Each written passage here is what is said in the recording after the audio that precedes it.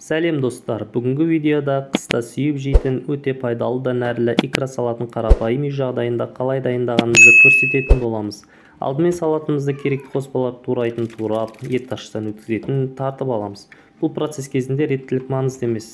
Өзіміздің әдіспен біз бірінші қызанақты турап аламыз. Екінші қызыл болгар бұрышын өткіземіз. Одан кейін сәбізді жібереміз. Жанарыма жас толып мөлтілдегенмен көз жасын көмектеспейді дегесін амалсыздан шыдап пияздарды осылай турап тастадым.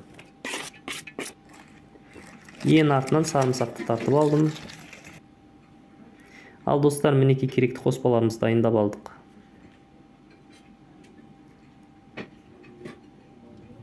Қазанға май құйып қыздырып, алдымен пиязды шыңғыртып, шыжғырып, қызарғанша қуырып аламыз. Пияздың артынан сәбізді жібереміз. 10 минут қуырғасын, қызанақты құямыз.